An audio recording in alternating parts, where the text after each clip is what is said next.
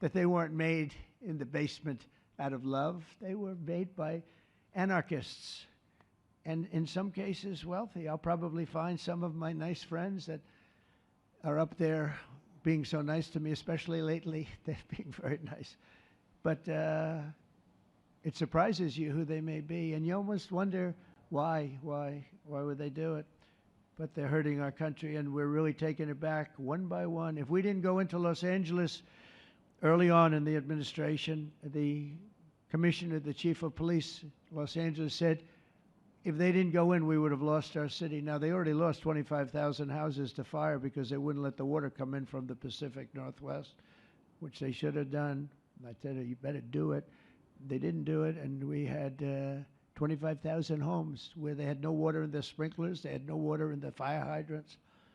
It would have been a different kind of a thing if they did what they were supposed to do. We had to break in. We broke in and had the water come down. They actually, they said for the environment, it's great. They lost 25,000 houses. It's incredible. But the commissioner said without the federal government and President Trump's intervention, we would have lost the entire city. And we have the Olympics going there soon. I got the Olympics. We have the Olympics. We have the World Cup. And we have, most importantly, we have the 250th anniversary of our country. That's going to be most important. And all of these things are happening. And we're going to have safe cities. We're going to have very, very safe cities. So 1 month after Charlie's death, we still feel the terrible shock and the pain of his loss, like just about nobody I can think of. Charlie Kirk was one of a kind. He was unstoppable. And he really was. Boy, when he had an idea in his head, he would call me, sir, please, you haven't done it yet. I said, Charlie, relax. Just relax. He didn't relax. He'd call me the next day again. It got it done. But he was like indomitable and always will be. He's really irreplaceable. Nobody going to replace him. But they're going to do great. But you can't replace that kind of person and that kind of talent, frankly. The word talent is an important word, but that kind of talent. So we hold his memory in our hearts forever. Every single day of this administration, we will continue to carry out the mission for which he lived, and he really did. He lived for this country. He lived for his wife and his family, but he lived for this country too. In Charlie's honor, we will continue like we have been to fight, fight, fight, and to win, win, win. We're going to win so much.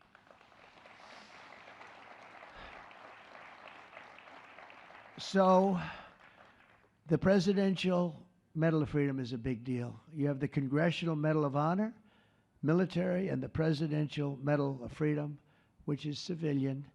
And the Presidential Medal of Freedom is a really big deal. Very few people get it. Very few people, frankly, qualify. It's a decision of the president, but it's a qualification that's a very hard one to get. And I would like to ask, if I might, the military aide to read Charles James Kirk's citation for the Presidential Medal of Freedom. Thank you very much. Thank you.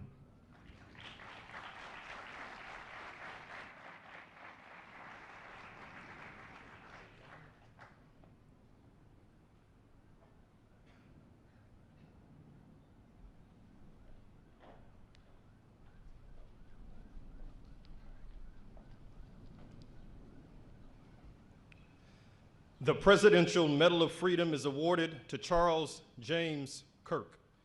Accepting on behalf of Charlie is his wife, Mrs. Erika Kirk. Charlie Kirk was one of the most influential American political figures of his generation. At just 18 years old, he founded Turning Point USA and grew it into the largest conservative youth organization in the nation. For over a decade, he tirelessly traveled the country, leading a movement to restore respect for our founding principles, reawaken our national identity, and inspire a renewed spirit of religious devotion.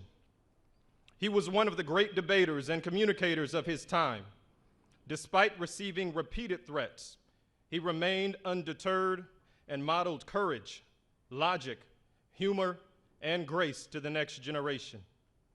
On September 10th, 2025, at age 31, Charlie Kirk was assassinated while addressing a group of students. The United States honors him as a martyr for truth and freedom.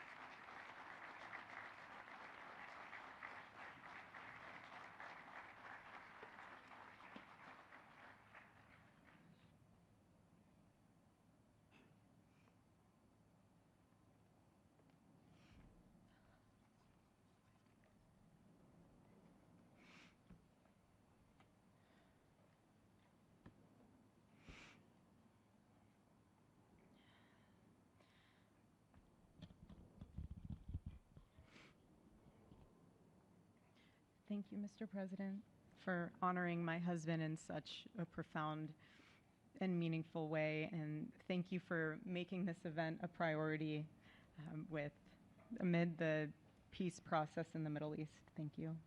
Very grateful. Charlie always admired your commitment to freedom, and that's something that both of you shared. So thank you. Your support of our family and the work that Charlie devoted his life to will be something I cherish forever, so thank you. To our gracious First Lady in her office for making this event possible, thank you as well. It's beautiful. To Vice President and the lovely Usha fans, your friendship has been an unbelievable encouragement. Thank you. And to all our friends and family that are here and watching from all around the world, thank you for loving us. Thank you for praying for us and for believing in what Charlie believed in. And to our Turning Point USA staff and the Charlie Kirk Show staff, we love you more than you could ever know. And to the Turning Point USA chapters that are watching all across America right now, you are the heartbeat of this future and of this movement. Everything that Charlie built, you guys are the legacy holders of that. You are living proof that his mission did not die with him. It lives through you. And Charlie always said the next generation will decide whether freedom endures. And because of you, I know that freedom will endure. It will. And today we're gathered not only to celebrate Charlie's birthday, but to honor a truth that he gave his entire life to defend, and that's freedom.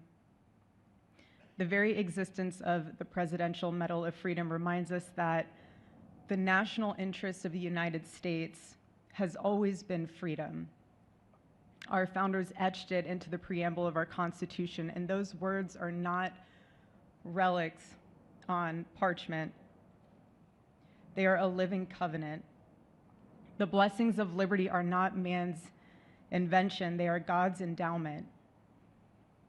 Charlie lived for those blessings, not as abstract words, but as sacred promises. He used to love to journal about this topic all the time, and with such a heart postured of gratitude. And he believed that liberty was both a right and a responsibility. And he used to say, freedom is the ability to do what is right without fear. And that's how he lived.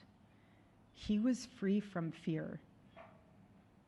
He was free from compromise, free from anything that could enslave his soul.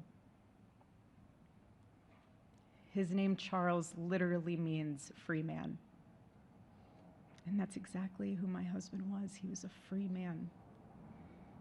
And from the time I met him, sitting across from him, being interviewed on politics and philosophy and theology, anything that Charlie loved, any topic he loved, and I just saw the fire in his soul, and there was this divine restlessness within him that came from knowing God placed him on this earth to protect something very, very sacred for all of us. And he never stopped fighting for people to experience freedom. He didn't. Charlie often said that without God, freedom becomes chaos. And he believed liberty could only survive when anchored to truth. And I remember in one of his speeches, he told the audience that the opposite of liberty isn't law. He said it's captivity. And that the freest people in the world are those whose hearts belong to Christ. But what's so powerful is that Charlie had the ability to communicate so brilliantly across all generations. And he reminded us that in a world that tells us freedom is doing whatever you want to do, the real freedom is the power to live freely and to do what is right. And in one of his journal entries, he wrote that he wanted everyone to know that you can't have liberty without moral responsibility. Freedom divorced from faith eventually just destroys itself. And what's so fascinating about all of this is looking back these past 12 years of Turning Point USA and his mission, there's almost this veil of sacredness. Because what I realize is that while he was building an organization, he was also building a movement, one that called people back to God, back to truth, and a movement that was filled with courage. And ironically, for a man who impacted millions, Charlie never desired to be the center of attention. He just wasn't. My husband was not a man of extravagance. He loved simple but deeply meaningful things, truly. He loved his late night walks. He loved buying more books than he could ever read because he felt there was no such thing as a book budget. And he loved being able to read to our kids the same bedtime story on repeat because he knew it was their favorite. But to him, that was special. And he loved to sit in the sun on a Saturday morning with his cup of decaf coffee, and his phone was off because he was honoring the Sabbath. And for him, it was that moment to catch his breath and just be in peace because he was unreachable at the moment. And he preferred quiet birthdays. But that never stopped me from telling him. I told him every single year, I said, baby, I love your birthday. I said, because it's the day that God knew the world couldn't go another day without you.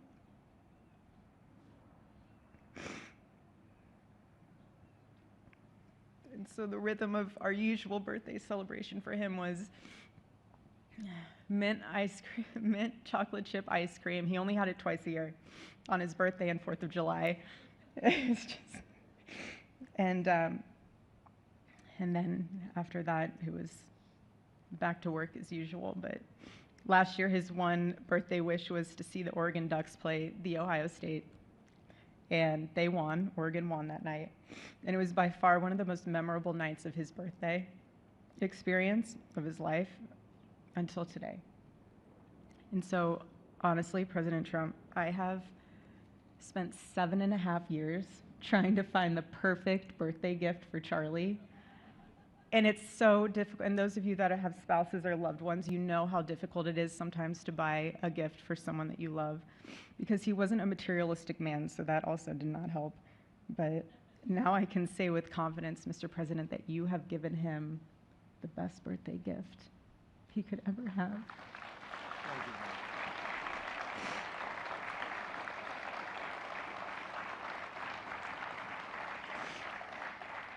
It's such an honor and the recognition of a life lived for defending freedom.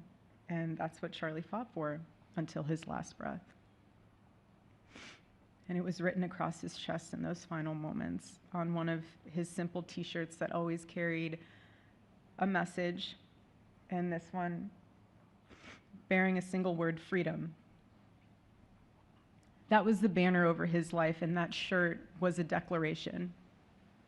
The same declaration he made in every speech, every campus visit, every time he shared the gospel at a church, every sleepless night that he would spend praying for the youth of this nation and planning for the future of our country, and just impressing upon them that when we defend liberty, we defend the soul of our nation. My husband never told anyone what to say. He never did. He never told anyone what to say. He would just encourage them to think. He would encourage them to think outside of the traditional political labels. He would want them to think in a way that was anchored in wisdom and truth. But he would never tell anyone what to say. Charlie wasn't content to simply admire freedom. He wanted to multiply it. He wanted to multiply freedom. He wanted young people to taste it and to understand it and defend it. He wanted them to see that liberty isn't self-indulgence, it's self-governance under God. He wanted them to see that. And every day I'd see him getting ready for work. He'd put on his cross necklace, he'd put his ring on his finger. And the boldness in his demeanor was always fearlessness. He wasn't afraid. He was never afraid. And his daily actions, whether in office or on campus or at a church, it was always without fear. That was his creed. That is how he lived out every single day. He didn't fear being slandered. He did not. He didn't fear losing friends, I can tell you that. He didn't. He didn't care. He stood for truth and stood for freedom, and he did not, everything else was just noise to him. And it's because his confidence in Christ was absolute. That's why. There was no limit to what he would have sacrificed to defend freedom for all. And if the moment had come, he probably would have run for president, but not out of ambition. He would only have done it if that was something that he believed that his country needed from a servant's heart standpoint. And Charlie lived only 31 short years. No, he's 32, but on this side of heaven, but he lived. He lived every single second he lived.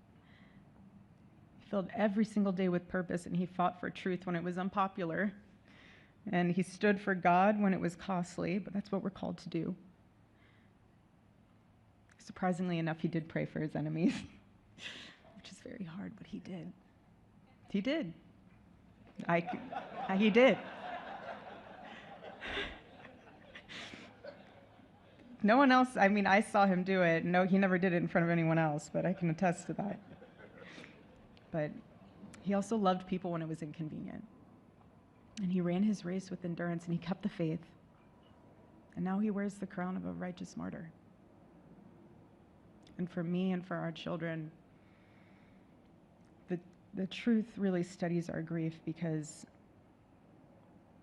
heaven gained what earth could no longer contain: a free man made fully free. And to all watching, this is not a ceremony. This is a commissioning. And my message is simple. I want you to be the embodiment of this medal. I do. I want you to free yourself from fear. I want you to stand courageously in the truth. Listen for the still, small voice of God. And remember that while freedom is inherited in this country, each of us must be intentional stewards every single day. God began a mighty work through my husband, and I intend to see it through. And the torch is in our hands now. It's in mine, it's in yours, it's in all of yours, it's in all the students with Turning Point USA. And before I close, I'll share with you that I asked our daughter what she would like to say to Daddy for his birthday.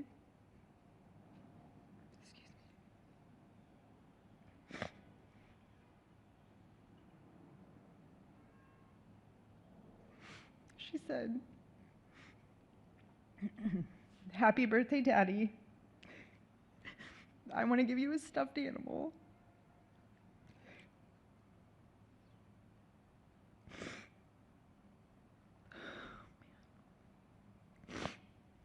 I want you to eat a cupcake with ice cream, and I want you to go have a birthday surprise. I love you," is what she said.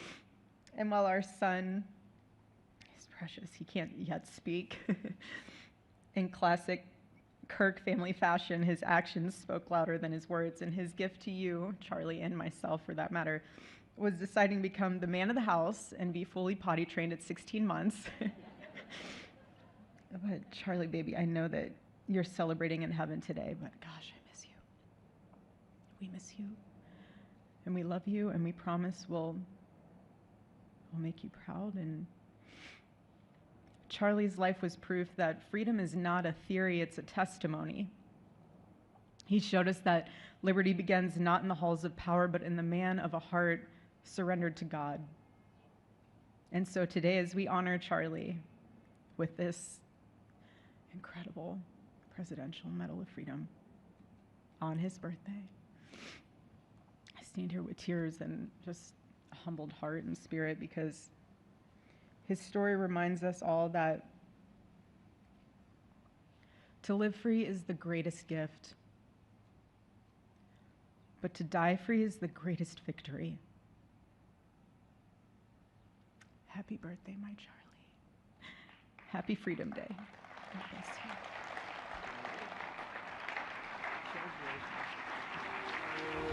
you.